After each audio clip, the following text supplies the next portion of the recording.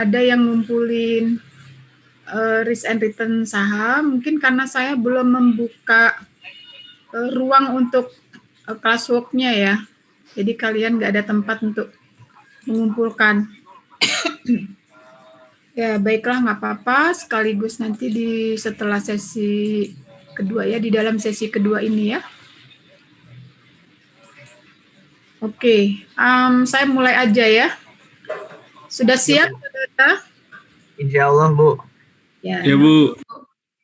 Ya, oke ya. Masih ingat ya materi minggu lalu ya? Minggu lalu kita bahas return, ya kan? Ya enggak? Udah kan? Iya, Bu. Ya, Bu.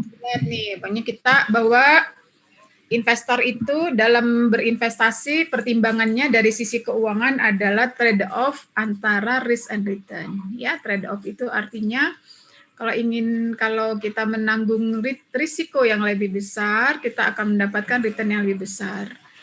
Atau kalau kita menanggung risiko yang lebih besar, kita berekspektasi return-nya lebih besar, gitu ya. Atau kita balik juga, kalau kita berekspektasi return yang lebih besar, maka kita cenderung harus siap untuk menanggung risiko dari suatu investasi yang juga besar. Karena biasanya investasi itu high risk, high return. Ya.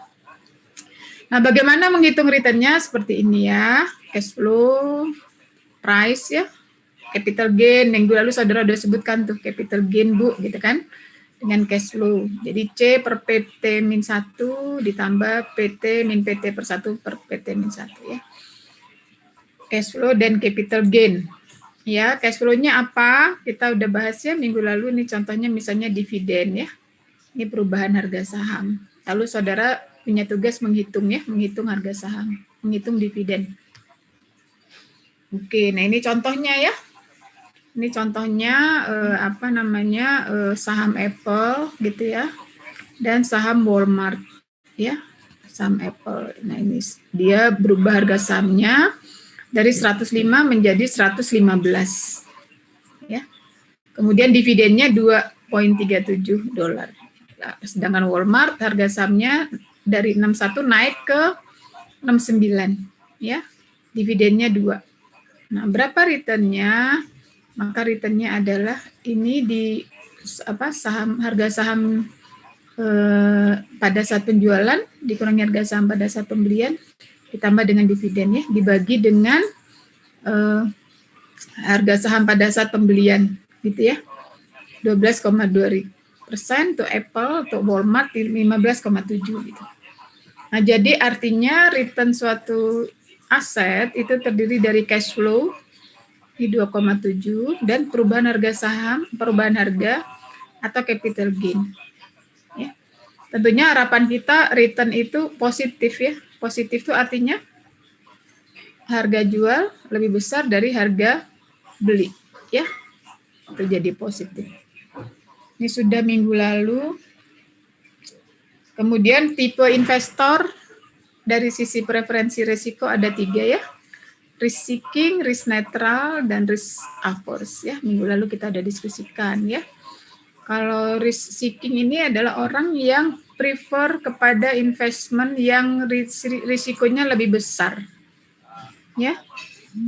Ya, bahkan dia walaupun dia memiliki return yang kecil, jadi tidak melihat kepada returnnya ya, returnnya bahkan bisa lebih kecil atas investasi yang risikonya besar.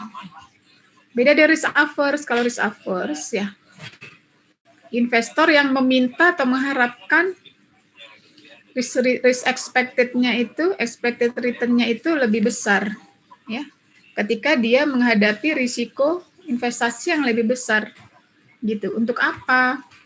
Dia menganggap return tambahan yang lebih besar itu mengkompensasi risiko yang lebih besar yang dia tanggung. Ya, misalnya dia letakkan uangnya di bank, ya, yang berinvestasi bank dengan tingkat return misalnya 7%. Lalu dia mau berinvestasi di aset yang lebih berisiko, ya. misalnya dia keluarkan uangnya dari bank, dia investasi di properti misalnya.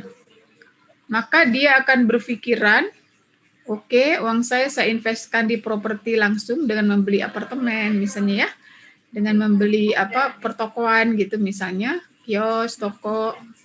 Tapi harus bisa memberikan return yang lebih besar daripada ketika uangnya diletakkan di bank. Jadi kalau di bank itu 7%, maka dia akan mengharapkan returnnya lebih besar dari 7%. Gitu. Karena uangnya dia tarik dari bank, dia simpan di properti. Jadi dia bilang, oke, saya invest di properti sepanjang properti itu bisa memberikan return yang lebih besar dibandingkan ketika uang saya diletakkan di bank. Karena di bank itu yang memanage risikonya banknya, ya.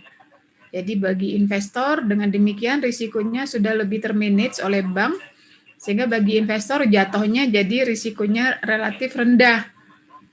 Nah, otomatis kan harus berbagi return juga ya, sehingga returnnya relatif lebih rendah dibandingkan dia investasi langsung di properti tadi.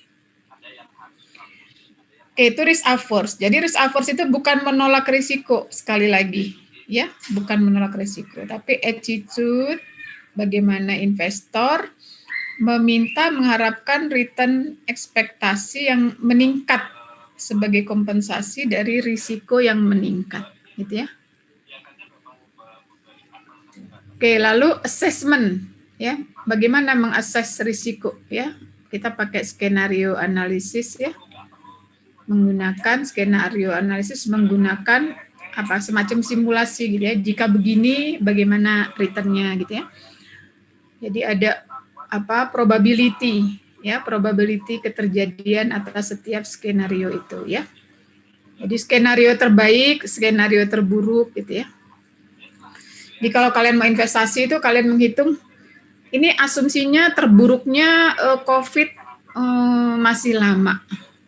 Itu terburuk. Kalau COVID masih lama, kita buka rumah makan, berapa kira-kira returnnya? Oh, kecil, hanya 0,5% misalnya. Kalau risikonya, kalau COVID-nya sudah hilang, recovery-nya lama nggak? Nah, yang tercepat berapa? Misalnya recovery yang tercepat misalnya setengah tahun. Nah, dengan recovery tercepat setengah tahun, berapa keuntungan keuntungannya, gitu ya? Nah, itu jadi kondisi terbaik, kondisi terburuk. Nah, kondisi terbaik tentu returnnya juga tinggi ya. Kondisi terburuk tentu maksudnya returnnya juga yang terendah. Lalu probability terjadinya berapa? Nah, itu skenario analisis ya, kita minggu lalu udah bahas. Ya, jadi lalu dihitung range-nya. Kalian udah jawab tuh minggu lalu udah bener. Yang mana range-nya? Yang risikonya lebih tinggi? Yang ini, Bu. Nah, udah bener itu. Oke ya. Ini saya ingin mengingatkan aja. Ini contohnya minggu lalu sudah. Lalu ada probability distribution, ada gambar begini ya, minggu lalu sudah ya. Nah ini, lalu menghitung bagaimana menetapkan return-nya dan standar deviasi. Standar deviasi dalam hal ini diperlakukan sebagai proksi dari risiko, ya. Jadi bagaimana sih cara menghitung risiko, kan minggu lalu udah dibahas ya, uncertainty dibandingkan dengan risk gitu kan. Apa itu risk, apa itu uncertainty ya. Masih ingat nggak? Apa itu risk, apa itu uncertainty ya. Nah itu kalau udah jadi risk itu harus sudah bisa dihitung. Gitu ya, harus sudah bisa dihitung. Harus sudah punya alat untuk menghitung atau mendekati approach-nya ya. Atau seberapa canggih ya alat menghitung hal tersebut gitu. Dalam hal ini adalah risiko ya. Jadi seberapa. Nah, salah satu cara untuk menghitung risiko adalah dengan menggunakan standar deviasi ya. Ini cara yang dianggap mungkin paling sederhana ya. Mungkin paling sederhana. Dan standar deviasi saudara sudah belajar di statistik ya. Nah ini, jadi ini pakai probability. Probability dikalikan dengan R ya, dengan returnnya dijumlahin. Kalau ada 3 probability kali, berarti 3 kali dijumlahkan ya. Nah ini R bar. R bar itu apa? R bar itu mencerminkan return ekspektasi. Jadi return rata-rata itu mencerminkan return ekspektasi. Dianggap mencerminkan return ekspektasi. Jadi kalau kalian misalnya ditanya berapa rata-rata return kalau kalian bisnis di pakaian untuk mahasiswa, misalnya jaket hima dan sebagainya, berapa returnnya? Kalian bingung kan ditanya berapa return ekspektasinya, berapa saya kalau mau investasi return ekspektasinya berapa? Lalu kalian minggu lalu udah katakan ya, pakai data historis gitu kan. Pakailah data historis. Nah, data historis itu dipotret gitu ya, dipotret. Itu kemungkinan terbaiknya dan kemungkinan terburuknya. Kemungkinan terbaiknya probability terjadinya berapa. Ya, jadi melihat probabilitas terjadi. Kalau dari 10 bulan, setiap bulan misalnya terjadi keuntungan 4 bulan, maka probability untung tinggi itu 4/10, 40%. Gitu. Sisanya tentu keuntungan rendah. Jadi kita menggunakan data historis ya, seperti minggu lalu sudah dibahas data historis, tetapi tentunya dengan adjustment ya, dengan penyesuaian. Nah, bagaimana cara menghitung tadi ekspektasi returnnya dengan menggunakan return rata-rata ini ya, udah tahu ya. Nah, sekarang bagaimana dengan menghitung resiko ya, menghitung risiko. Nah, ini returnnya sudah dihitungkan pakai probability dikalikan ya. Lalu kemudian dijumlahin. Ya, dijumlahin. Nggak usah dibagi 3 lagi ya, langsung dijumlahin. Karena kan sudah diprosentase, ini kan berarti sudah dibagi. Ya, dibagi 25%, dibagi berarti bagi 100 ya, 50 bagi 100, 25 bagi 100%. Berarti ini udah mencerminkan pembagian ya. Proporsi. Kemudian bagaimana cara mengukur standar deviasinya? Nah, rumusnya seperti ini ya. R min R bar kuadrat kali probability. Minggu lalu saya juga udah kasih contoh rasanya ya menghitungnya. Nah, ini return asetnya. Ini return aset A, ya, B. Lalu dihitung standar deviasinya. R min R bar kuadrat kali probabilitas. Ya, di akar. Ya, harus di akar ya kalau standar deviasi. Ya.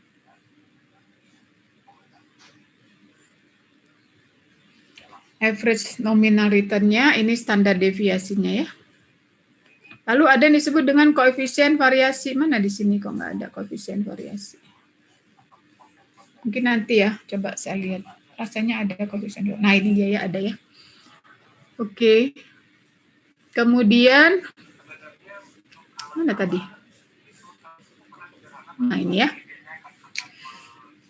Tapi kalau pakai data historis, seperti yang saya tugaskan kepada kalian, kalian pakai yang ini. R min R bar dibagi N min 1. Sama nggak Bu sama ini? Sama aja.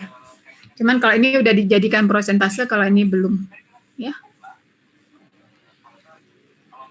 Baik, kemudian tabel ya, tabel 84 standar deviasinya perusahaan A dan B ya, 1,41 dan 5,6 ya. Semakin besar volatilitasnya, semakin besar standar deviasinya. Semakin besar standar deviasi, semakin besar risikonya ya. Ini saudara sudah kerjakan pasti ya, standar deviasinya. Mungkin yang susah probability ya. Kalau sulit probability-nya saudara cari, saudara pakai data historis ya. Jadi R min R bar dibagi N min 1. Gitu ya. Oke. Ini sama. Terakhir koefisien variasi. Ya. Apa itu koefisien variasi? Coba. Tadi ada penjelasannya. Nah, ini dia. Koefisien variasi adalah mengukur dispersi relatif ya. Dispersi relatif risiko aset. Jadi kalau standar deviasi itu tidak bersifat relatif ya.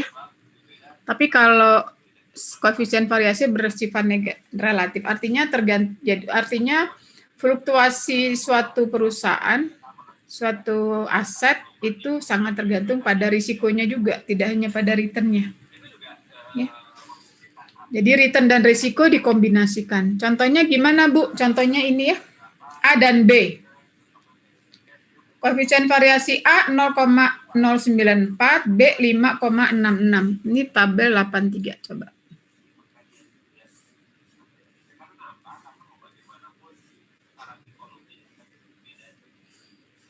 Mana 83? Nah ini ya, ini returnnya kan 15 ya. Returnnya sama-sama 15. Standar deviasinya berapa? Sini ada nggak standar deviasinya? Standar deviasinya ini ya. Yang A 1,41, yang B 5,66. Maka berapa risikonya?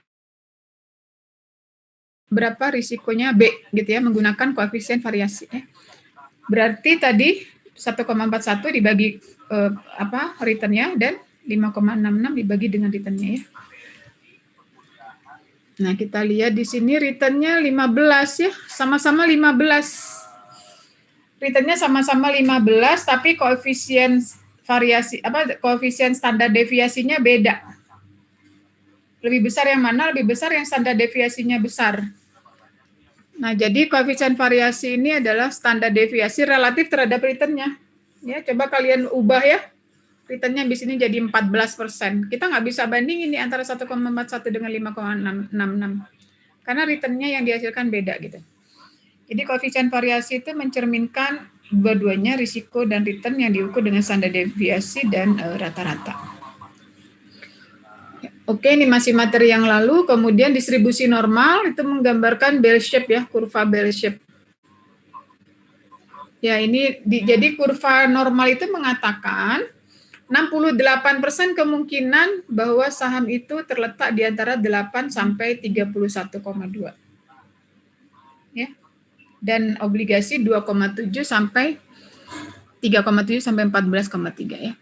95% saham akan di kisaran itu, kemudian 60-an% di kisaran itu, dan kemudian 51 ya, 68 dan 51% ya. 68%. Nah, jadi pakai ini nih, Saudara.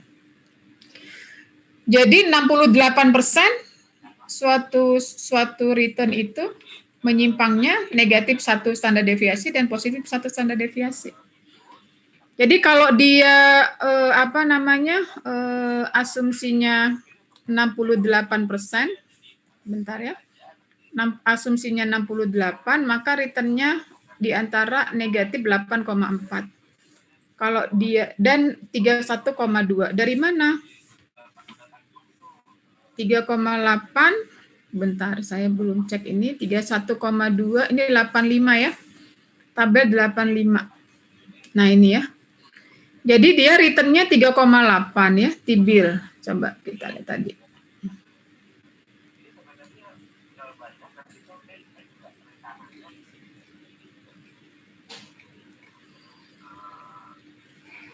Mana barusan?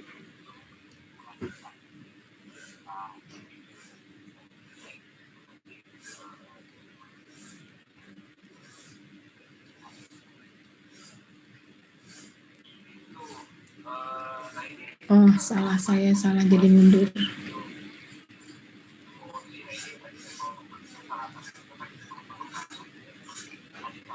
Terlalu jauh.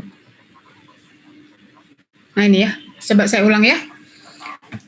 Ini 8,4 dengan 31,2 ya. 68%. 68%, 8,4 dengan 31,2, lalu kita melihat tabel 8.5 ya. Tolong dicatat Saudara ya. 8,4 negatif dan 31,2. Nah, ini yang mana ini? Di 8.5 ini yang mana? Mana 8.5, example figure. Tadi udah ya.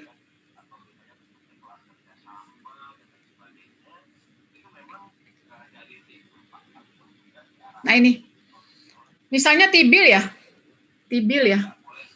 dia standar deviasinya 2,9, ya kan? Standar deviasinya 2,9.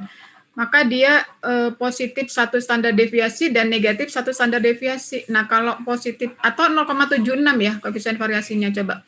3,8 dikurangi kalau dikurangi 2,9 berapa ya? 0,9, Bu. 0,9. 0,9. Kalau ditambah 2,9 nggak cocok juga ya. Ini dia, coba saya potret deh angkanya. Nah, menurut saudara nih yang cocok yang mana? Contoh tadi ya, saya potret aja.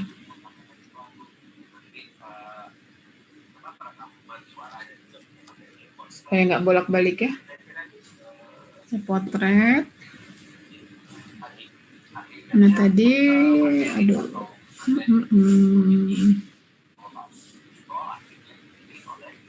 Ke sini ya, ke bawah. Nah ini kan 68 itu 1 ya.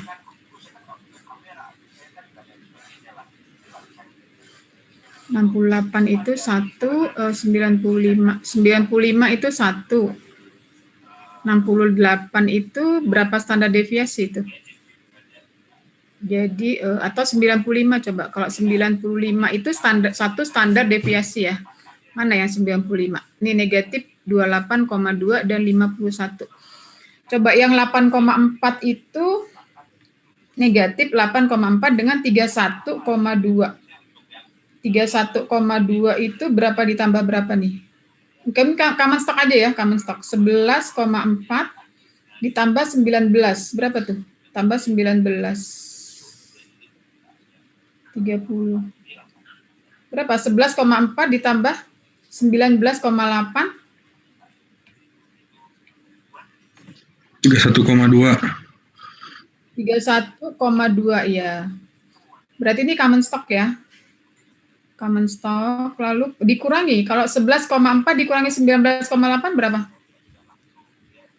8,4. Nah ya. Jadi kalian lihat ya, yang ini, yang 68 ini adalah untuk common stock tadi, tabel 8.5 ya. Jadi tabel 8.5 itu mengatakan common stock itu 68% kemungkinan kisarannya ada di antara negatif 8,4 dan 31,2%. Sampai sini paham nggak? Oh ya, ini disebut. Bu, pusing Bu. Kurang mengerti, Bu. Bolak-balik Bu. Iya, coba saya copy ya. Saya copy ke sini deh tadi yang tabel, tabel mana ini? Yang 85. Mana 85? 85.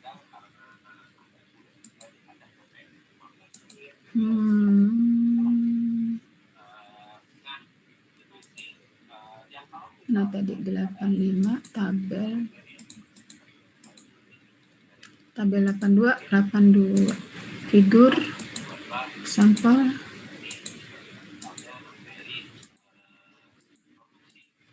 tabel 83. Nah, ini aja saya copy ya. Saya copy supaya pindah ke sana. Kenapa nggak dari tadi di copy?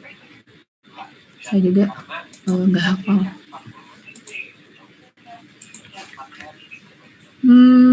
Tadi distribusi normal. Nah ini dia. Distribusi normal kita taruh sini.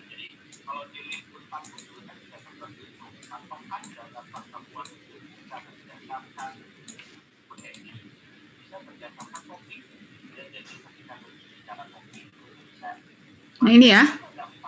Oke, kelihatan? Kelihatan nggak? Halo? Kelihatan. Oke. Jadi kan ini diketahui nih. Ini kita fokusnya sekarang di common stock. Ini nggak bisa dia oh ya bisa nih. Kita fokusnya di common stock nih ya yang saya kasih warna merah. Return rata-ratanya atau average atau ekspektasi itu 11,4. Oke. Risikonya itu 19,8. Artinya kemungkinan menyimpangnya, kemungkinan persentase menyimpangnya adalah 19,8 ya penyimpangannya. Gitu ya. Nah, sekarang kalau digambar, kalau seandainya dia mengikuti distribusi normal, gitu, asumsi ya, asumsi common stock ini mengikuti distribusi normal, maka artinya bagaimana? Artinya terdapat 68% kemungkinan, gitu. Coba saya copy dari sini. Ini saya duplicate biar nggak rusak. Kalimatnya ya.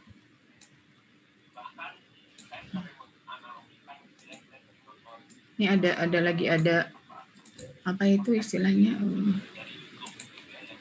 Lagi ada istilah, lagi ada pelatihan. Ini bond. Nah, gini aja. Oke.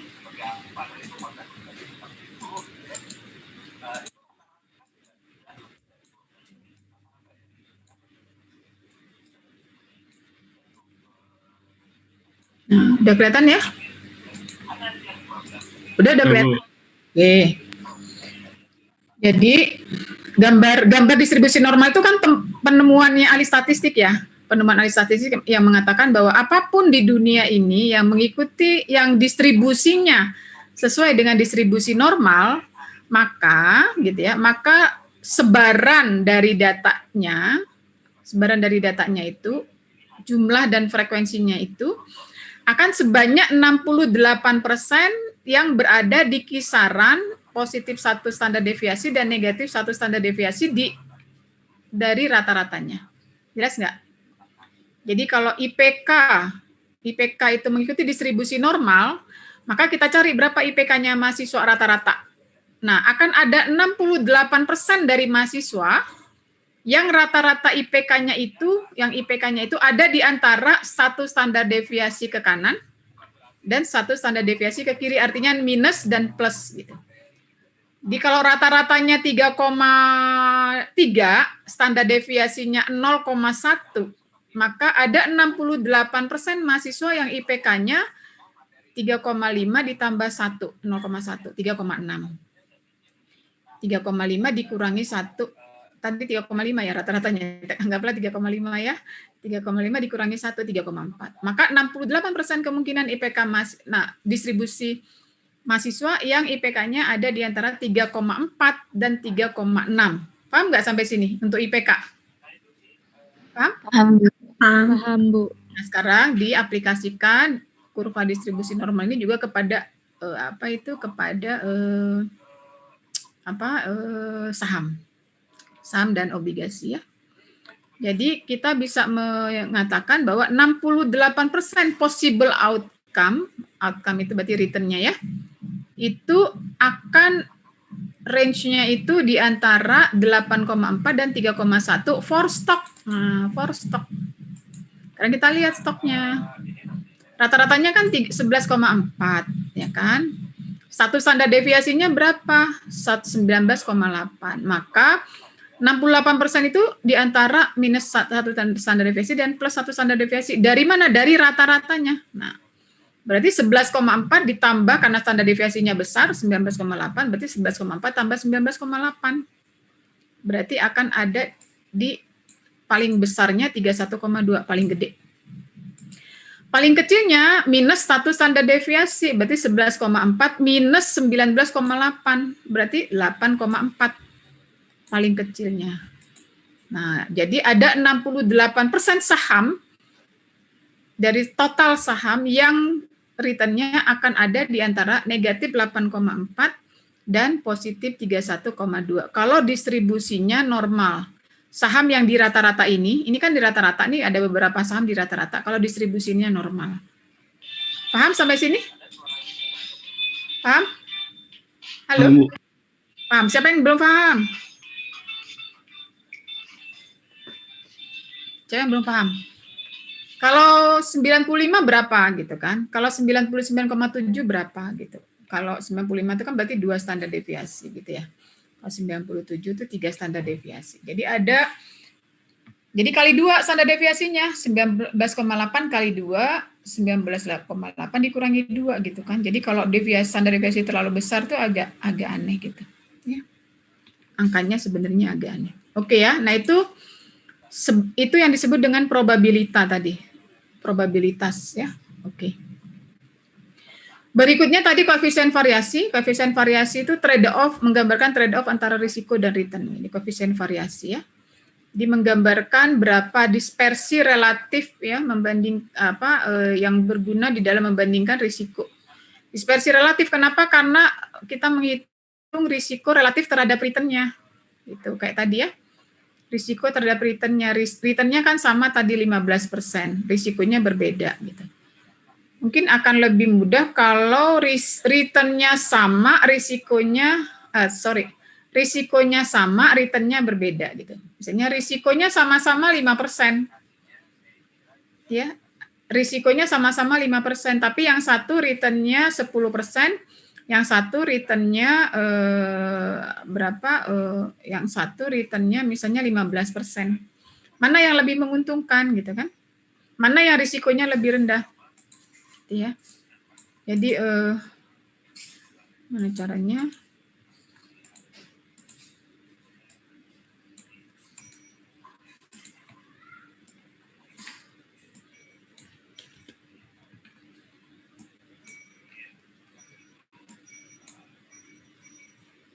Ya.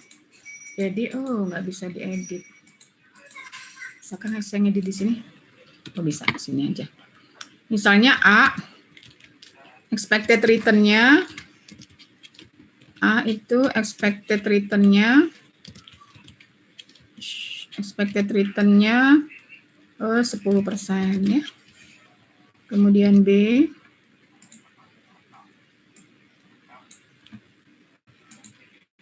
expected return-nya misalnya 12% ya. RS.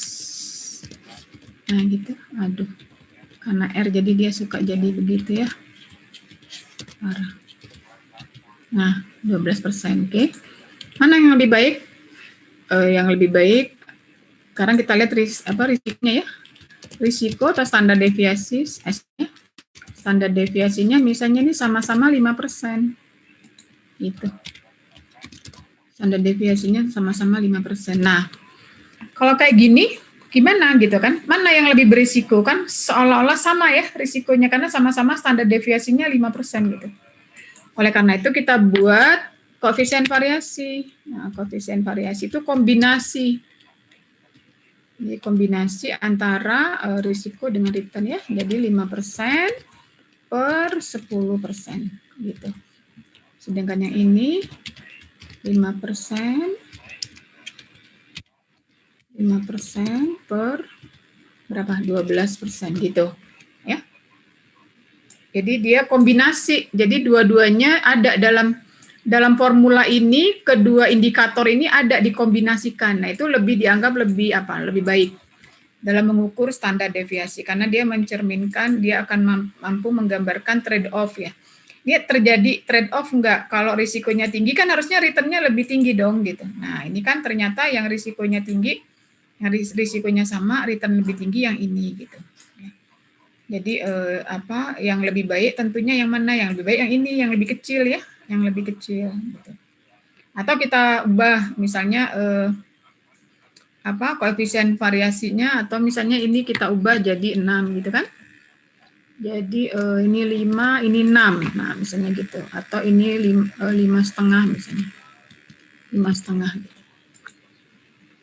Mana yang lebih baik gitu kan? Yang risikonya lebih rendah yang mana gitu kan? Atau risikonya lebih tinggi yang mana gitu. Nah, kalau kita lihat kesannya seolah-olah B gitu kan, yang risikonya lebih tinggi gitu. Padahal ternyata kalau dikombinasikan yang lebih baik B gitu ya. Yang lebih baik B. Kenapa? 5,5 dibagi 12% itu masih lebih kecil dibandingkan 5% dibagi 10% gitu. Paham nggak sampai sini tentang koefisien variasi? Paham, Bu. Jadi nggak cukup gitu ya, maksudnya itu berarti nggak cukup kalau kita hanya melihat standar deviasi aja. Ya, menilai saham itu hanya dari risiko aja atau dari return aja, tapi harus dikombinasikan, digabung. Nah, ini kan digabung nih. Oke, itu kelebihan dari koefisien variasi. Ini kita bicara koefisien variasi ya. Nah, ini ya. Oke, kemudian Ini jadi rusak ini PowerPoint-nya ya, biarinlah ya, saya masih punya file asli. Oke, selanjutnya harusnya saya sekarang menjelaskan mengenai portofolio. Mudah-mudahan saya bisa agak cepat ya. Ini saudara udah bisa. Ini standar deviasi ya, udah bisa ya. Udah bisa kan ini standar deviasi? Ya. Return dikurangi return rata-rata di kuadrat. Return kurangi return rata-rata di kuadrat. Return kurangi return rata-rata di kuadrat dibagi dengan N-1. Ya. N-1 tuh kalau jumlah N-nya sedikit gitu. Ya. Kalau ribuan itu nggak perlu N-1. Jelas ya? Standar deviasi. Oke, nah sampai di sini ya, saudara ada tugas kan, menghitung ya risiko setiap saham. Dan return setiap saham pakai return rata-rata dan standar deviasi. Nah, Bu, sekarang, Bu. Ada pertanyaan silakan. Yang terkait tugas Bu. Ya. Itu tuh kemarin kita disuruhnya baru single aset kan Bu ya? Iya, baru single. Sekarang saya baru mau jelasin yang portofolio. Iya, saya bingung Bu di classroom-nya sama portofolio kan. Oh iya, itu sebetulnya judulnya kan single dan portofolio judulnya. Oh, tapi tugasnya single kan Bu ya? Dulu. Takut salah. Iya, betul. Ini siapa nih yang nanya nih? Fadli Bu. Oh iya, Fadli Krisna, ketua kelas ya, mewakili. Sama, kalau nggak salah sama satu tugas dari buku ya Bu ya, satu soal. Satu soal dari buku, saya jadi lupa lagi apa itu ya? Ya satu soal hitungan Bu, atau dikumpulinnya itu aja Bu? Ya nanti setelah ini saya update lagi soal apa tugasnya, karena saya belum kasih tempat ya, kemarin udah kasih tempat belum sih untuk nyimpan tugasnya? Baru ada Bu tadi, saya lihat. Belum ada. Baru ada, tapi untuk yang akan datang kan, setelah sesi 2 ya? Setelah sesi 1 belum ada portofolio, kan? Bu. Ya, setelah sesi 1 belum ada. Ya, jadi sekalian deh portofolio ya, tugasnya nanti baru dikumpulin. Nah, saya sih pengennya sampai jam 3 kuliah ya, karena saya mau persiapan loka karya, jadi setelah itu kalian hitung portofolio, bisa cepat kok itu, lalu dikumpulin gitu ya. Baik, gitu ya Fadli ya, dan yang lain. Nah, sekarang apa itu portofolio? Portofolio, gimana sih contohnya portofolio itu gimana? Kalian punya uang 100 juta, terus gimana? Contohnya portofolio. Disebar-sebar bukan? Iya. Invest ke banyak itu bukan ke banyak saham. Ke banyak saham, disebar-sebar, betul. Melisa, Fadli ya betul. Disebar dananya, jadi kalau punya uang 100 juta tuh nggak semuanya, misalnya kalian pengen bisnis apa? Di musim COVID ini bisnis masker misalnya. Jangan semuanya untuk bisnis masker gitu. Ya. Pengen bisnis masker yang lucu-lucu gitu, tapi memenuhi standar kesehatan. Jangan semuanya, nanti kalau rugi uangnya habis gitu ya. Jadi dari 100 itu kalian bagi, misal ini contoh ya, 25-nya 25 juta untuk bisnis masker gitu ya. 25 juta untuk hand sanitizer dan sabun gitu. Lalu 50 jutanya kalian investasi apa, misalnya bikin kafe ya, atau beli saham ya, beli reksadana gitu. Nah, itu portofolio. Jadi uangnya kalian sebar, oleh investor itu disebar dananya, dia punya berapa miliar, berapa ratus juta itu disebar portofolio. Tujuannya apa? Tujuannya untuk mendiversifikasi risiko. Tadi istilahnya menyebar ya, menyebar itu bahasa apa sehari-hari ya, bahasa gayanya gitu, bahasa gayanya mendiversifikasi risiko, terdiversifikasi. Supaya apa risiko didiversifikasi atau disebar? Supaya minimum ya, total risknya nanti minimum. Jadi akhirnya total risiko sebagai investor itu minimum gitu. Kenapa? Karena kerugian di satu aset bisa di cancel out atau bisa dikompensasi dengan kerugian dari aset yang lain, gitu ya. Kalau satu rugi banget, nggak semuanya rugi banget. Misalnya sedang COVID Bu, semua rugi ya, tapi mungkin tingkat kerugiannya beda-beda gitu. Ya, jadi nggak semuanya habis gitu. Nah itu portofolio. Jadi kita menyebarkan aset investasi, menyebarkan dana kita ke dalam berbagai aset investasi dengan tujuan mendiversifikasi risiko supaya risikonya, total risikonya jadi minimum. Nah, gitu ya. Lalu ada efisien portofolio. Efisien portofolio itu apa? Portofolio yang risikonya yang maksimum returnnya pada tingkat risiko tertentu. Gitu. Jadi di antara aset yang risikonya tertentu sama, pilih aset yang returnnya paling tinggi. Nah, itu disebut dengan portofolio yang efisien. Jadi kita membentuk portofolio yang menghasilkan tingkat risiko yang sama dengan portofolio-portofolio lainnya, tapi bisa memberikan return yang lebih tinggi. Itu portofolio efisien. Paham nggak sampai sini definisi portofolio efisien? Paham, Bu. Ya. Paham, Bu. Ya, oke. Nah, sekarang bagaimana menghitung portofolio efisien? Bagaimana menghitung return portofolio? Return portfolio itu adalah rata-rata tertimbang. Ya, rata-rata tertimbang. Kalau di rata-rata doang kan misalnya begini nih. Coba ya, ini harus banyak contoh-contoh yang ya, misalnya ya kalian punya uang 100 juta. 100 juta ya. Lalu 50 juta pada aset A yang returnnya misalnya 8%. Kemudian 50 juta itu pada aset B yang returnnya 10%. Pertanyaannya kok 10%?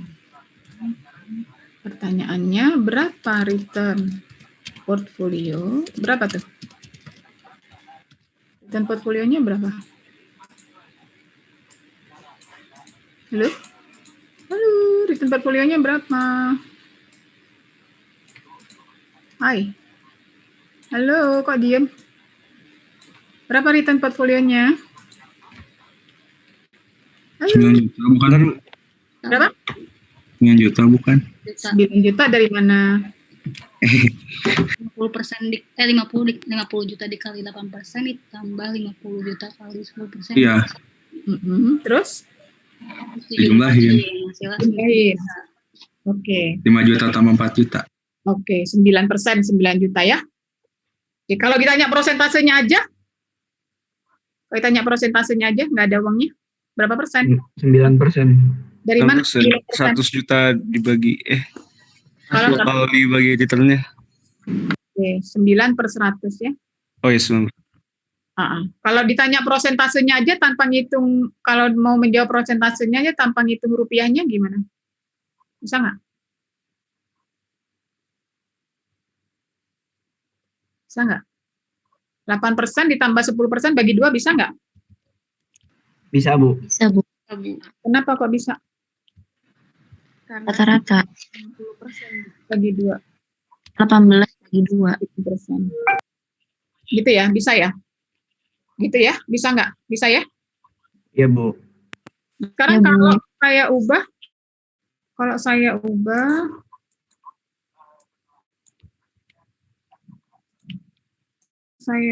ini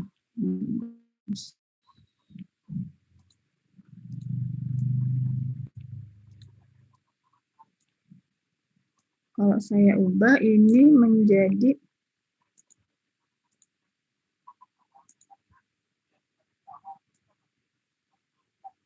ini menjadi 40, menjadi 60. Bisa nggak kayak gini? nggak bisa, Bu. Bisa, Bu. Kenapa? Bisa, kenapa nggak bisa? Hasilnya beda, Bu. Sama nggak? 9% juga nggak? Enggak, Bu. Enggak, Bu. Kenapa? Nggak, Bu. Soalnya beda jutaannya, Bu. Beda proporsinya. Nah, betul. Jadi oleh karena itu harus dikalikan proporsi. Ini kebetulan proporsinya sama, 50% gitu. Ini kebetulan sama, jadi nggak dikalikan proporsi juga udah benar. Nah, gitu ya. Tuh. Oke. Nah, ini kebenaran karena sama kan, jadi kan nggak perlu dikalikan proporsi kan. Cukup dibagi 2 juga udah sama ya dengan proporsi. Tapi kalau udah 40 dengan 60 lain dong gitu. udah nggak bisa lagi kayak begini. Nah, berarti kan kalikan proporsi, ya. Jadi kita nggak usah lagi nggak usah selalu terkait dengan rupiahnya, kita udah paham ya. 10% kali 60%. Nah, gini ya. Paham sampai sini? Ini yang disebut Paham. dengan return portofolio, itu adalah rata-rata tertimbang dari return aset pembentuk portofolio. Nah, gitu ya. Ini contohnya. Nah, ini rumusnya. Nah, ini rumusnya. W kali R. W itu rata-rata tertimbangnya. W-nya itu bobot tadi ya, 80 dengan 60 itu W. R itu ini 8%, 10% gitu. Lalu dijumlahin. Paham sampai sini risiko portofolio? Paham ya? Paham. Oke, sekarang saya lanjut ke ini sudah contoh ya. Ini contoh. Nah, sekarang standar deviasi. Standar deviasi ini ada dua aset nih ya, A dan B. Dengan returnnya begini, 8, 10, 12, 14, 16. Ya, dibagi 5, 12%. Yang X, 16, 14, 3, 12, 10, 8. Dibagi 5, 12. Sama-sama returnnya 12. Ya. Lalu kita bentuk portofolio gitu. Ya, kita standar deviasinya dulu. Standar deviasinya X itu risikonya 3,16. Y itu risikonya 3,16. Sama kan? Sama persis ya. Bayang nggak sampai sini maksudnya? X dengan Y ini sama persis. X itu rata-ratanya 12. Berapa tadi? 12%. Ini ya, 12%. Y itu 16%. X, Y itu juga 12%. Lalu standar deviasinya X itu 3,16 tadi. 3,16. Y 3,16. Ngerti sampai sini untuk dua aset ini? Ngerti nggak? Halo? Ibu. Oke. Sekarang kita bentuk portofolio antara X dengan Y ya. 2014 sampai 2015, 18 portofolionya. Satu-satu ya. Proporsinya 50% biar gampang membayangkannya. Jadi 8% kali 50% gitu kan di tahun pertama ya. Ditambah 16% kali 50%, 12%. Tahun kedua 10 kali 50%, 14 kan. Gitu terus ya selama 5 tahun. Karena kita mau pakai rata-rata kan. Jadi dalam bentuk portofolio nih 12% semua nih. Sementara kalau masing-masing begini nih, masing-masing begini X dan Y, tapi kalau dibentuk portofolio begini. Lalu dari sini per tahun portofolio kita bikin rata-rata kayak tadi. Ini tambah ini, tambah ini, tambah ini, tambah ini bagi 5 ya. Ini tambah ini bagi 5. 12 juga. Ya, 12 juga rata-ratanya. Lalu kita hitung standar deviasinya, ya. 12 minus 12 gitu kan, kuadrat. 12 kuadrat. Nah, terus sama ketemunya berapa? 0. Ya, jadi gimana? Jadi kalau kita menghitung standar deviasi, kita menghitung rata-rata portfolio return, itu memang rata-rata tertimbang. Jadi persis tadi 60%, 40%, rata-rata tertimbangnya persis seperti itu. Tapi kalau udah risiko, itu ternyata tidak rata-rata tertimbang, karena risikonya tadi berapa tadi masing-masing? Risiko masing-masing? 0,16. Ya, harusnya kalau rata-rata tertimbang kan risikonya 3,16 juga dong, kalikan dengan bobot gitu. Kenapa kok bisa sampai 0? Nah, itulah keajaiban dari portofolio. Portofolio itu beberapa aset, 1, 2 atau lebih aset yang ketika digabung terjadi diversifikasi risiko. Sehingga risikonya tidak lagi rata-rata tertimbang, tetapi lebih kecil dari rata-rata tertimbang. Jadi kalau kalian tadi kita di sini nih, berapa standar deviasinya? Kalikan dengan 40%, kalikan dengan 60%. Nah, risikonya itu akan lebih kecil dari itu. Lebih kecil dari rata-rata tertimbang. Itu nanti kalian tugasnya menghitung itu. Benar nggak sih, Bu? Silakan menghitung ya. Nah, kenapa itu terjadi? Setelah diteliti ternyata itu karena ada konteks korelasi, karena dia ada aspek korelasi. Ya, apa itu korelasi? Hubungan antara satu aset dengan aset yang lainnya yang ada di dalam portofolio itu. Gitu. Jadi ada sinergi lah, ya. Dua perusahaan kalau bersinergi bukan 1 tambah 1 sama dengan 2. Misalnya yang satu perusahaannya 2 kali lipat dari yang kedua. Berarti 1 tambah 2 ya, 3. Kalau perusahaan merger bersinergi itu bukan 1 tambah 2 sama dengan 3. Tapi 1 tambah 2 sama dengan 4. Gitu. Ada kelebihan 1. Kenapa? Itu efek dari sinergi. Gitu ya. Kalau perusahaan merger 1 dengan 2 menjadi 3, ya nggak usah merger lah, masing-masing aja gitu. Nggak ada perubahan. Gitu ya. Suami istri kalau bergabung harus menjadi satu kekuatan lebih. Gitu ya. Kalian berkelompok harus menjadi satu kekuatan yang lebih dibandingkan kalian bekerja sendiri-sendiri lalu dijumlahin. Nah, itu beda. Kalian kerja sendiri-sendiri dijumlahin, itu harusnya akan beda dengan kalian kerja kelompok. Jumlahnya harus lebih besar, harus ada dampak sinergi. Nah, ya. Nah, kalau risiko bukan dampak sinerginya bukan pertambahan, tapi penurunannya. Gitu. Jadi risiko gabungan dari portofolio itu bukan rata-rata tertimbang, tapi lebih kecil dari rata-rata tertimbang. Lalu pertanyaannya kenapa? Karena ada korelasi. Ya. Nah, tetapi ternyata setelah diteliti korelasi itu ada yang positively correlated, ada yang negatively correlated, ada yang berkorelasi aja. Masih ingat yang positively correlated itu yang bagaimana? Halo, yang positively correlated yang bagaimana? Halo, apa sih positif correlated? Korelasi positif? Korelasi yang sifatnya? Yang positif Bu, yang punya keterkaitan. Keterkaitannya gimana kalau korelasi positif itu? Keterkaitannya gimana nih, Andini? Keterkaitannya ke arah yang sama gitu, Bu. Ya, ke arah yang sama ya. Jadi 2 perusahaan, kalau korelasinya positif itu artinya kalau saham perusahaan A naik, saham perusahaan B ikut naik. Ya. Kalau saham perusahaan A turun, saham perusahaan B ikut turun. Nah, itu yang disebut dengan korelasi positif ya. Kalau korelasinya negatif, sebaliknya ya.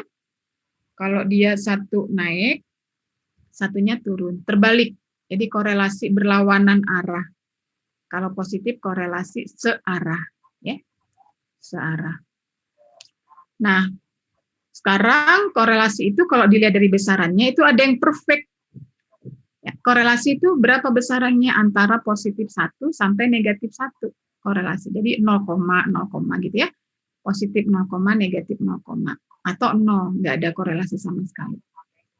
Nah, korelasi positif 1 itu perfect positif. Ya. Perfect positif itu gimana? Perfect positif itu kalau suatu perusahaan misalnya yang berkorelasi positif itu penjualannya. Kalau yang ini penjualannya naik 1%, perusahaan A naik 1%, maka perusahaan B naik juga dan kenaikannya 1% juga, gitu, sama persis. Ya. Kalau negatif 1 berarti terbalik. Kalau perusahaan A naik 1%, perusahaan B turun 1%.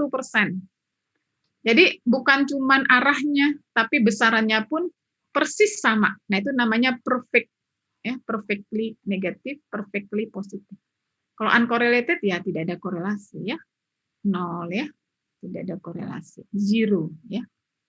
Nah, apa Bu hubungannya? Nah, saham kalau berkorelasi positif begini gambarnya. Ya. Kalau perfectly negatif itu begini, ya gambarnya. Kalau perfectly positif begini. Jadi ini kalau ini naik, ini turun, ini naik gitu, ya. Sehingga kalau dijumlahin gimana? Oh iya, dijumlahin. Nah, ini kalau dijumlahin begini nih. Jadi dia akan bersatu gitu kan bersatu. Nah, kalau dia begini, kalau ini naik, ini turun, maka ketika digabung dia naik dikit gitu. Ya. Dia turunnya turun dikit gitu. Itu kalau digabung. Jadi 2 hal kalau berlawanan, kalau digabung kan saling menutupi ya.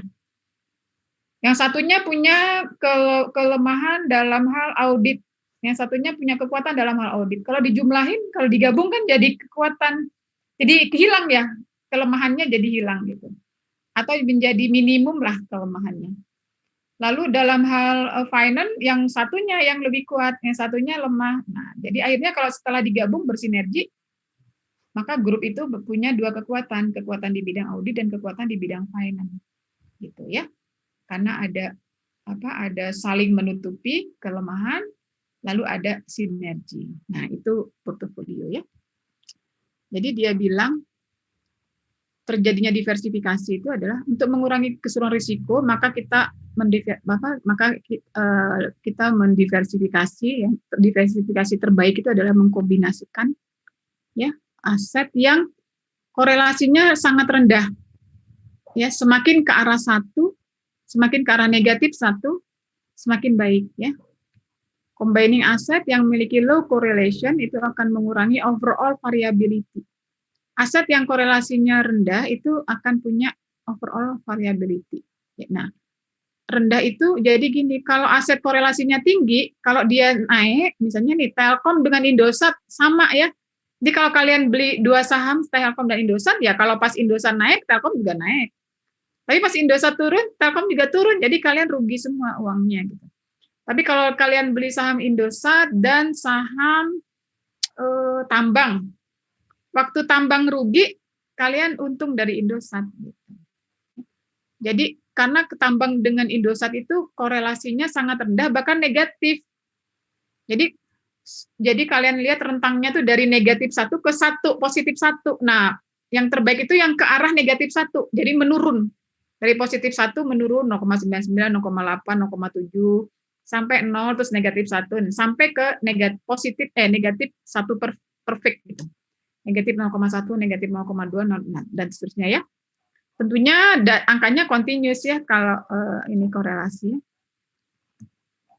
Ya. Ketika aset itu perfectly negatively correlated gitu ya. Maka dua aset itu akan berkombinasi menghasilkan return yang risk free. Risikonya 0. Emang iya, Bu? Gitu.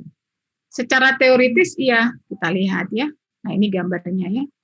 Kita lihat emang mana Bu hitungannya. Nah, ini saya langsung aja ke hitungannya. Nah, ini nih. Ya. Kalian lihat ya. X, Y, Z. Ya. Tadi X-nya kita udah kombinasikan ya. S-nya kita udah kombinasikan. Oh, tadi kan sudah dihitung ya. Kombinasi X dan Y menghasilkan standar deviasi 0. Gitu ya. Kombinasi Y dan Z itu menghasilkan standar deviasi 3,16. Kenapa bisa begitu? Ya, kenapa bisa begitu? Karena X dan Y ini terbalik. Korelasinya negatif 1. Y dan Z ini positif, korelasinya positif tidak terbalik nih sama persis, korelasinya positif 1. Nanti saya lihatkan dalam Excel ya, mudah-mudahan keburu. Nah, ini ada rumus di bawah nih, kalian perhatikan nih. Ini apa itu namanya Markowitz ya. Ini rumusnya Markowitz, standar deviasi tapi seperti ini. Rumusnya coba kalian lihat ya. Kalian perhatikan. Jadi Harry Markowitz itu pemenang Nobel ya. Jadi dia bisa menemukan di mana sih letak korelasi gitu. Apa iya karena korelasi? Ternyata bisa dimunculin dalam rumus korelasi itu. Nah, rumusnya begini. Di W ini bobot kuadrat, standar deviasi 1 kuadrat. Bobot aset kedua di kuadrat, standar deviasi di kuadrat, lalu 2 kali W1, W2 kali korelasi. Kali korelasi, kali standar deviasi 1, kali standar deviasi 2. Nah, korelasi inilah yang mengakibatkan X dengan Y kombinasinya, walaupun ini sama, akan berbeda dengan Y dengan Z kombinasinya. Ya. Kalau X dengan Y, itu akan menghasilkan, X dengan Y, akan menghasilkan 0. Kalau 0 itu berarti portofolionya berhasil apa enggak? Kalau standar deviasi 0, portofolio berhasil apa enggak? Berhasil, Bu. Bahkan sangat berhasil, perfect. Risikonya free banget. Gitu. Tapi kalau dia yang digabung itu adalah Y dengan X dengan Z, ini X, ini Z, ini nggak berhasil sama sekali nih, sama persis. Nggak ada gunanya bikin portofolio nih, sama persis. Ya udahlah, masing-masing aja gitu. Kalau nggak ada gunanya bersatu, ngapain bersatu gitu kan? Udahlah, jalan masing-masing. Nah, gitu ya. Tapi kalau bersatu itu memberikan manfaat, ya mengurangi risiko, meningkatkan sinergi, oke lah kita bersama-sama. Nah, gitu ya. Kenapa kok bisa begini? Nah, kita lihat antara X dengan Z itu sama persis nih. Sama persis 8, 10, ini 8, 10. Naik 10, naik 2, naik 2. Naik 2, naik 2, turun 2, turun 2. Kalau ini kan enggak. Naik 2, turun 2. Naik 2, turun 2. Jadi negatif perfect. Negatif 1 perfect. Oke, sebetulnya kunci dari materi kita hari ini di situ. Nah, ini gambarannya. Gambarannya, jadi kalau perfectly positif itu begini. Jadi rentangnya antara kalau 6 dengan 8 gitu contohnya. Antara 6 dengan 8. Ya. Tapi kalau risiko itu kalau perfectly negatif itu risikonya bisa sampai 0 nih. Sampai 0. Gitu ya. Ketika digabung. Jadi tergantung apanya? Tergantung korelasi. Kalau perfectly negatif biasanya. Oke, apalagi? Nah, ini materi berikutnya. Jadi saya ke Excel aja deh. Ya, sisa waktu saya akan ke Excel, ini stop share supaya kebayang. Saya cari Excel saya. Kadang-kadang saya simpan tapi nggak tahu disimpan di mana.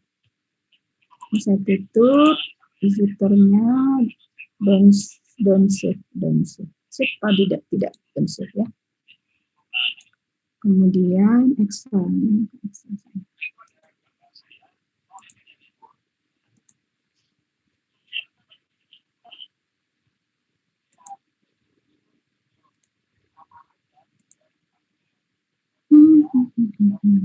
Share screen.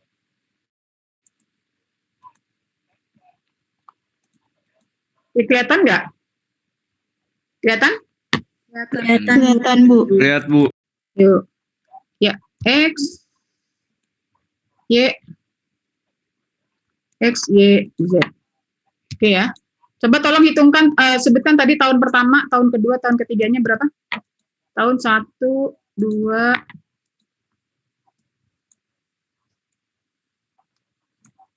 berapa tadi tahun pertamanya? Ini berapa ini tahun pertama tadi? Returnnya? 8, Bu, 8. 8% ya kan? Ini berapa? 10 ya? 10, 12 sampai 16. Ini nggak bisa diginiin ya? Bisa nggak? Sih ke bawah. Ah ya bisa. Oke, ini di copy. Tadi yang sama persis yang Z. Lalu yang ini sebaliknya ya. Ini 16. Ini 14. 12. 10. 8. Oke, berarti kita sekarang mencari expected return ya. Expected return pakai rata-rata. Kenapa dia selalu begitu? Expected return. Ini sama dengan min, gitu ya. Min. Oke, jadi kita rata-rata itu gimana? Average ya. Average. Ini kan ya. Oke. Average. Lalu tadi standar deviasi risiko pakai apa? Risiko pakai apa?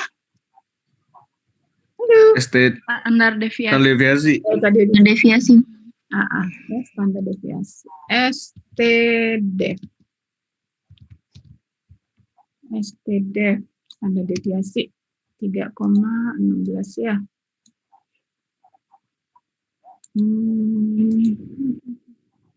Persentase aja, percentage. Oke ya, udah. Lalu kita bentuk portofolionya X dan Y. X dan Y gitu kan? X dan Y gimana caranya tadi 50% ya?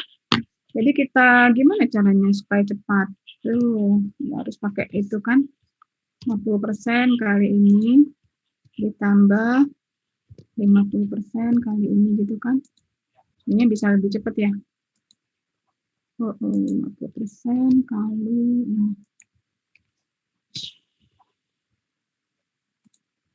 ya. Nah, lalu X dan Z. X dan Z sama ya. 50 ini kali 50%. 50% ditambah Z kali 50%. Z kali 50%.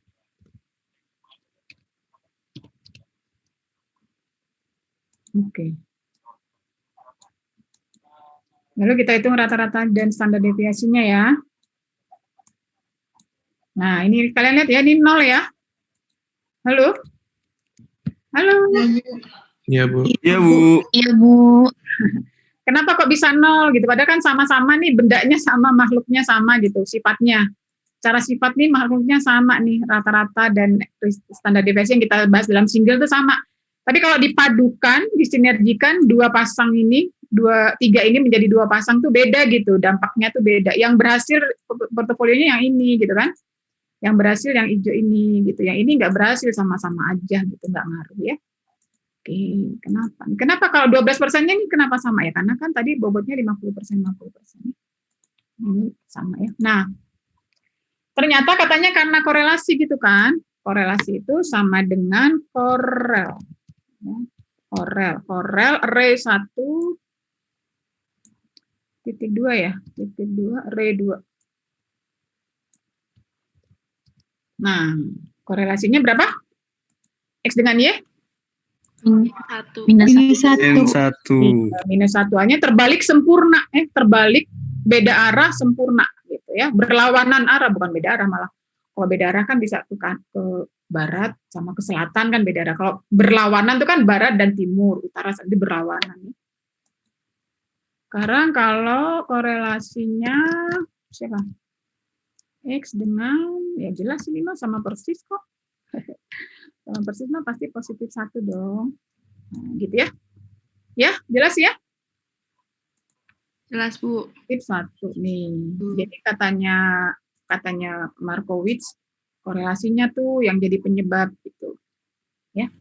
Lalu dia bilang cara ngitungnya dia tuh mau nunjukin kan kalau di sini nggak kelihatan nih mana konteks korelasinya dalam rumus ini tuh nggak ada, dari tadi kita ngitung itu nggak ada gitu. Ini tuh dipisah gitu kan. Nah, dia menyajikan perhitungan standar deviasi itu, risiko itu sama dengan standar deviasi, mudah-mudahan benar ya dalam Excel-nya. Itu adalah tadi W ya, W kuadrat. Jadi berapa tuh W? 50% ya? Kuadratnya enggak sih? Tadi, halo? Halo? Hai. Yang mana, Bu? Tadi yang rumusnya Markowitz, masih ingat nggak? W kuadrat yang gitu? Oh iya. Ya, ingat ya. W kuadrat. Lalu risiko di kuadrat ya. Standar deviasi kan tadi di kuadrat. Rumusnya Markowitz tadi ada di bawah tuh, di catatan. Nanti kalian lihat di bukunya ya. Berarti ini di kuadrat. Nah, gitu. Ya, ini standar deviasi kuadrat. Lalu 2 kali W1 kali W2. Nah, jadi kata Markowitz, risiko itu adalah ya. Taruh mana? Cara mencari ini supaya kelihatan korelasinya. Ini untuk X dan Y, itu adalah apa itu tadi W kuadrat gitu. W kuadrat itu ini kan? W kuadrat ditambah dengan risikonya aset X. Aset X kan sama 3,16 ya. Sorry, ini bukan ditambah, dikali. Tadi masih ingat nggak? Kalian ada yang perhatikan nggak? Dikali. Ya, nih. Ya. Lalu ditambah dengan W kuadrat lagi, dikali dengan standar deviasinya Y, kan X dan Y. Ini standar deviasinya Y. Gitu. Lalu ditambah lagi dengan 2 kali W1. W1 kan 0,5. W2 itu kan juga 0,5 atau 50% lah. 50%. W2 kan 50%. Ya kan? Ya enggak? Sampai sini betul enggak? Betul. Lalu kali standar deviasi 1. Standar deviasi 1. Standar deviasi satunya 3,16. Gimana caranya? 3,16 gini ya. Standar deviasi 2 juga 3,16. Nah, lalu dikalikan dengan korelasi. Jadi ini, yang terakhir ini dikalikan dengan korelasi. Nah, gitu. Ya. Kalau dengan X dan Z. Nah, ini tentunya sama ya. Ini pasti sama lah, karena kan 2 W kuadrat kali standar deviasi kuadrat X sama ya. W kuadrat kali standar deviasi kuadrat Z sama lah angkanya kan 3,16 ya. Lalu 2 kali W1 kali W2 standar deviasi 1 kali standar deviasi 2. Ini sama ya. Sama. Yang beda adalah ini ya. Ini dikalikan dengan ini.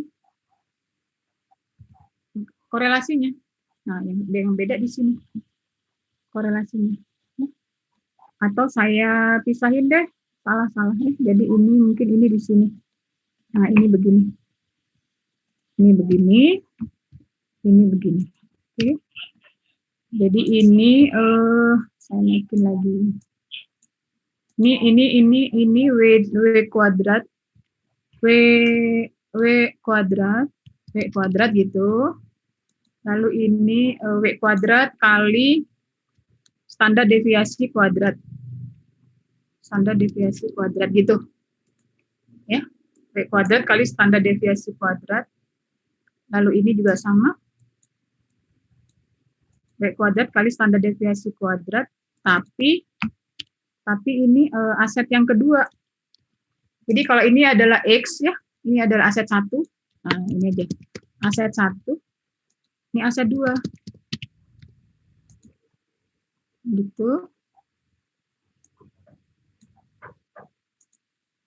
Nah, gitu ya. Ini saya kasih warna. Nah. Oke. Lalu ini adalah 2 kali W aset 1 kali W aset 2. Gitu ya. Kali standar deviasi 1 kali standar deviasi 2. Ngerti nggak maksudnya sampai sini? Ngerti, Bu. Ini ngerti. Nah, pembedanya di sini doang, korelasi. Pembedanya di sini. Gitu. Nah, cara ngitungnya itu adalah ini dikalikan ya. Ini dikalikan. Jadi ini kali korelasi dikali korelasi, lalu maka standar deviasinya STDEF-nya sama dengan ini, ini ditambah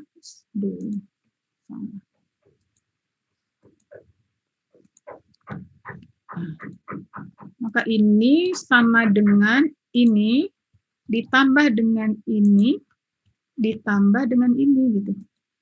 Nah, hal yang sama juga ini. Lalu di akar. Ini di akar itu berarti pangkat berapa? Pangkat setengah ya? Iya, Bu. Iya, Bu. Setengah, mana setengah? Setengah. Nah, ini di akar nih. Nah, gitu.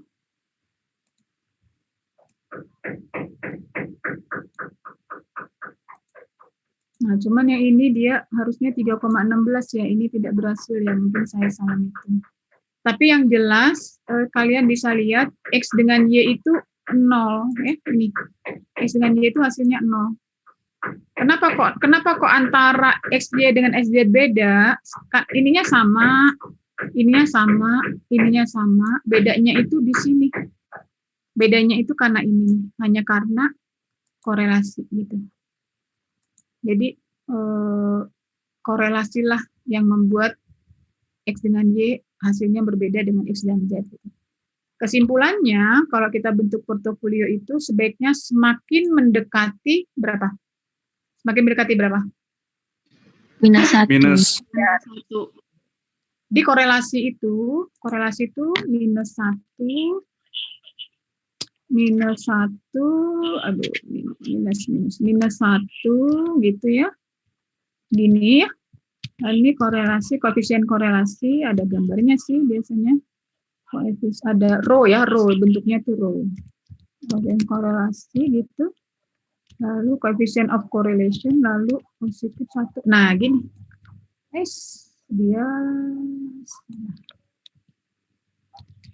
Nah, gini.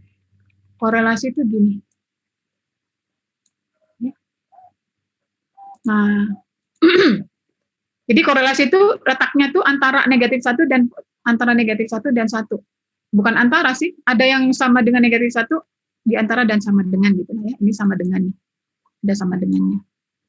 Nah, yang baik adalah yang mendekati negatif 1 gitu. Kenapa? Karena semakin ke arah 1 korelasi risikonya semakin besar sampai pada titik di mana sama aja gitu antara membentuk portofolio dengan tidak membentuk portofolio. Ini kebetulan sama-sama 3,16 kan asumsinya 50% ya.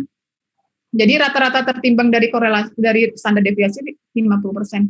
Kalau kita ubah jadi 40-60 maka ini juga tidak akan 3,16 tapi 40% dari 60% dari gitu ya. Jadi belum tentu 3,16. Ya, tapi intinya adalah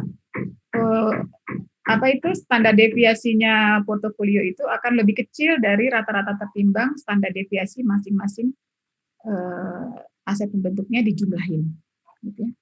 Rata-rata tertimbang dijumlahin. Nah, ini yang saya ingin kalian lakukan terhadap 3 saham saudara ya. Berapa hari kemarin? 10 hari ya. Jadi kalian bentuk 10 hari kayak begini. Lalu bikin pasangan ya. Saham 1 dan saham 2, saham 1 dengan saham 3, saham 2 dengan saham 3. Jadi ini bikin lagi Y dan Z gitu. Bikin lagi Y dan Z. Bu, ini kan korelasinya rapi gitu kan ya, antara negatif 1 positif 1 kan ini rapi. Kalau mau yang ngacak-ngacak ya juga bisa ya, misalnya ini A. Diacak aja, ini 10 ya kan. 10 ini berapa ini 16 gitu, diacak ya. Kalau mau ngasih contoh yang diacak Bu itu kan rapi Bu gitu. Ini berapa ini 12 gitu.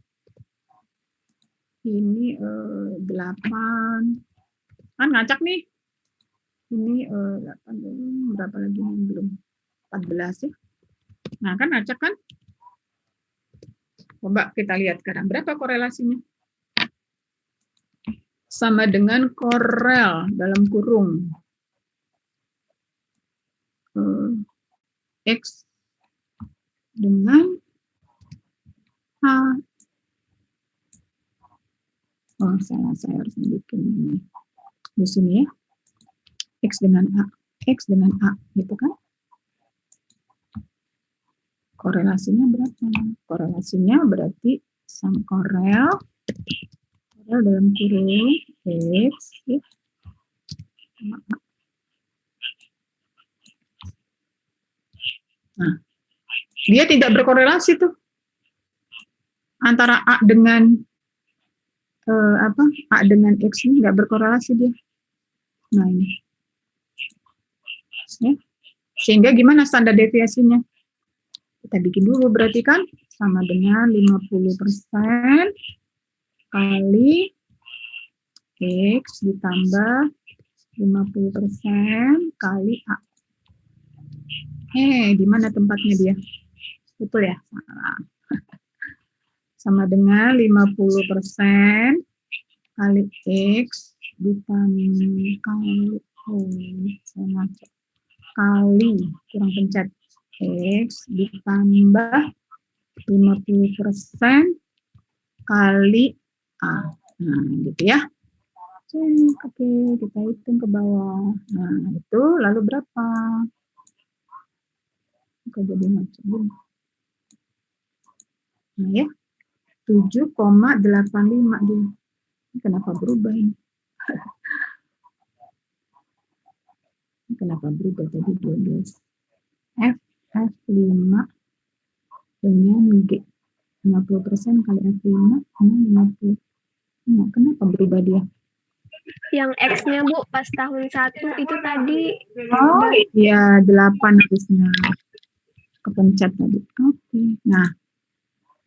Ini ya, nih risikonya 2,24 nih. 2,24 risikonya. Dia lebih kecil sih dari 3,16 ya. Lebih kecil, tapi tidak sampai kepada 0 gitu. Masih. Nah, ini korelasinya coba. Masa sih 0, pasti dia ada 0, masa 0 bulat gitu, nggak mungkin.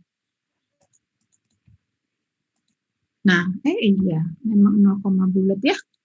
Memang dia sangat, korelasinya sangat rendah ya. Ada nggak sampai berapa tuh? Sampai 10. Oh iya, memang 0 ya. Nah, kalau korelasinya 0, dia menghasilkan standar deviasinya 2,24. Gitu ya. Jelas nggak sampai sini? Jelas. Bu. Sekarang silakan kalian bentuk portofolio, hitung standar kayak begini lah persisnya. Standar deviasi, rata-rata, lalu dipasangkan.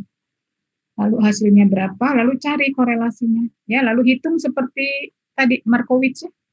Hitung seperti Markowitz supaya kelihatan posisi kayak gini. Posisi pembedanya di korelasi itu biar kelihatan ya. Jelas ya sampai sini Fadli dan teman-teman ya, nanti Fadli. Bu, mau nanya Bu, Silakan. Ini saya itu W-nya berapa Bu? apanya? Kalau W pakai yang 50% aja. Oh, 50%, asumsi 50% aja Bu ya? Iya, asumsi 50% ya. Close. Don't save. Nah, don't save aja. Oke, sekarang kita, kenapa dia nggak mau nutup? Ya, dia nggak mau nutup si ininya, si Exxonnya nggak mau nutup. Berarti cara nutupnya gimana? Dari layar, oh iya. Nah, baru kalian kelihatan. Tadi kalau Exxonnya nggak saya tutup, kalian nggak kelihatan. Baik, ya, saya mengajar hanya sampai jam 3 secara sinkronus ya. 1 jam sisanya kalian silakan membentuk portofolio tadi secara berkelompok. Bu, saya mau tanya. Boleh, gimana Andini? Kan kalau di yang contoh soal tadi kan asetnya ada asetnya ada 2 kan Bu, makanya Ya. 50% 50%. Nah kalau yang kita kan ada 3 gitu, itu Ya.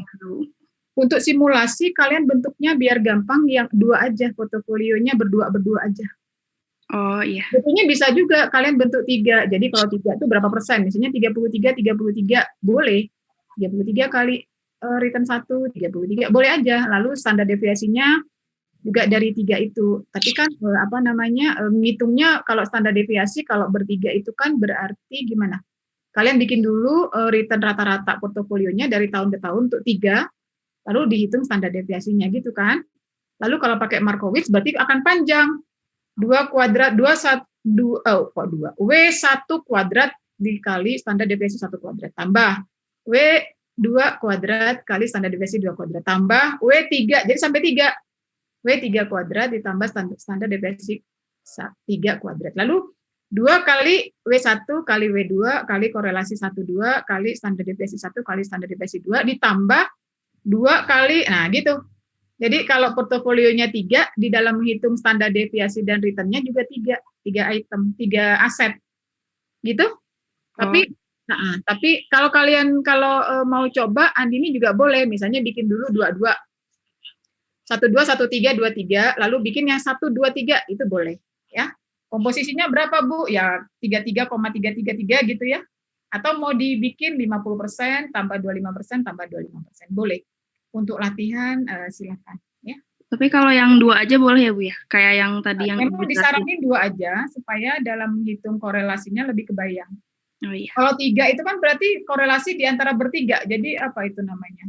Korelasi bertiga gitu kan, statistiknya lebih rumit ya. Jadi ini sih sebetulnya simulasi itu untuk memberikan gambaran lah bahwa keberhasilan satu portofolio itu tergantung dari kualitas interaksi. Kualitas interaksi itu diproksikan dengan korelasi. Nah, memproksikan dengan korelasi yang mudah itu 2 gitu. Kalau korelasi di antara 3 itu kan nanti pakai statistiknya apa? ANOVA gitu kan, jadi susah kan gitu ya, Andini ya. Jadi 2 aja supaya bisa menghitung korelasinya dengan mudah untuk menilai bentuk interaksinya tadi, korelasi positif, negatif, perfect, tidak perfect ya. Kalau yang perfect itu positif 1, negatif 1 itu perfect, kalau yang tidak perfect itu 0,4, tadi kan ada korelasinya 0,2, antara lah ya. Nah, cuman satu hal yang saya mau katakan, 2 saham, 3 saham berkorelasi positif 1 atau negatif 1, kira-kira mungkin nggak? Menurut saudara? Enggak sih, Bu. Ya, enggak ya. Kecil kemungkinannya 2 aset itu korelasinya positif 1 perfect atau negatif 1 perfect. Kecil sekali kemungkinan.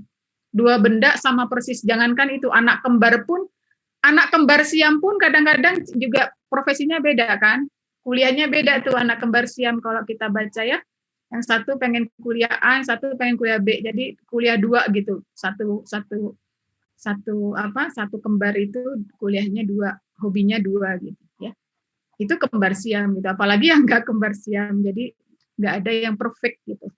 Nah, oleh karena itu berarti yang ada itu bukan di positif 1 dan negatif 1, yang ada di dalam dunia portofolioan itu adalah antara. Karena yang negatif 1 itu yang menjadi 0 itu tidak ada, yang positif 1 yang menjadi sama persis atau perfect itu enggak ada. Jadi yang ada itu di antara. Nah, kalau ada di antara itu kan berarti artinya portofolio itu berhasil enggak mengurangi risiko kalau ada di antara? Berhasil enggak? Yang enggak berhasil itu yang berapa tadi? Tadi yang tidak berhasil yang korelasinya 1. positif 1. Ya, yang korelasinya positif 1 itu yang enggak berhasil. Nah, tetapi yang korelasi positif 1 secara teoritis ada, secara faktual di dalam dunia nyata enggak ada. Yang berhasil menjadi 0 itu adalah yang negatif 1. Dan itu risikonya habis. Tapi enggak ada dong investasi yang risikonya 0, enggak ada. Sekecil-kecilnya risiko pasti ada risiko. Kenapa? Karena risiko 0 itu hanya ada dalam dunia teori. Kenapa? Korelasi negatif 1 perfect itu juga adanya dalam dunia teori. Maka dalam dunia nyata, portofolio itu korelasinya ada di antara negatif 1 dan positif 1. Artinya ada korelasi. Artinya apa? Akan ada reduksi risiko. Maka bentuklah portofolio apapun, pasti reduksi risiko atau diversifikasi risiko itu pasti ada. Karena nggak ada yang positif 1. Pasti dia lebih kecil. Hanya dia lebih dekat kemana? Lebih dekat ke positif 1 atau lebih dekat ke negatif 1. Bentuklah portofolio, tapi jangan harapkan risikonya jadi 0, karena yang 1 nggak ada. Bentuklah portofolio, jangan takut tidak akan gagal, karena yang positif 1 nggak ada. Gitu. Yang ada adalah di antara keduanya. Artinya pasti terjadi diversifikasi risiko, tetapi tidak sampai zero. Gitu ya. Nah, itu dalam dunia nyatanya. Maka kalian bisa lihat nanti dalam portofolio sekelas ini, pasti nanti akan ada diversifikasi risiko. Nggak akan ada yang risikonya sama persis dengan rata-rata tertimbang risiko masing-masing aset.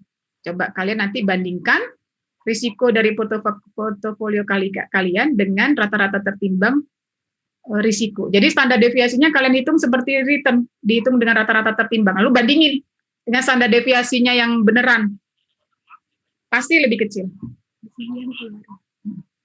Oke, begitu ya, saudara. Jadi silakan sekarang berkelompok mengerjakan itu. Bu, itu ngirimnya sendiri-sendiri apa gimana, Bu? Kirimnya, jadi kalau bertiga, berarti tiga-tiganya kirim file yang sama. Sama itu deadline-nya jam 4:30 ya, Bu? Saya tambahin 30 menit, ya, paling lambat. Ya? Okay. Tapi di itunya dulunya jam 4, Bu. Oh iya, udah saya edit ya. Oke, berarti kirim Excel aja ya, Bu. Kalau berdua, dua-duanya kirim Excel ya, Bu. Ya, kirim Excel yang sama, tapi dikasih perbandingan tadi, perbandingan antara rata-rata tertimbang risiko portofolio dengan risiko portofolio menggunakan standar deviasi dan Markowitz ya. Oke, jadi kalian tulis nih dengan menggunakan standar deviasi yang formula Markowitz yang akar itu, lalu yang standar deviasi yang biasa kalian tadi kan ada tuh STDF kan. Lalu kalau pakai rata-rata tertimbang risiko itu sama dengan return W kali risiko, W kali standar deviasi ditambah W kali standar deviasi. Nah, harusnya lebih kecil dari itu gitu ya. Oke, sampai sini ada pertanyaan lagi Fadli dan yang lain?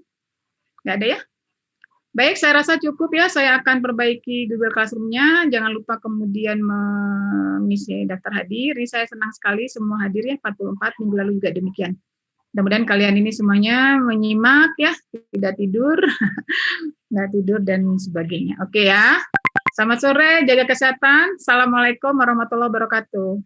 Terima kasih, Bu. Waalaikumsalam warahmatullahi wabarakatuh. Terima kasih, Bu. Terima kasih, Bu. Yuk.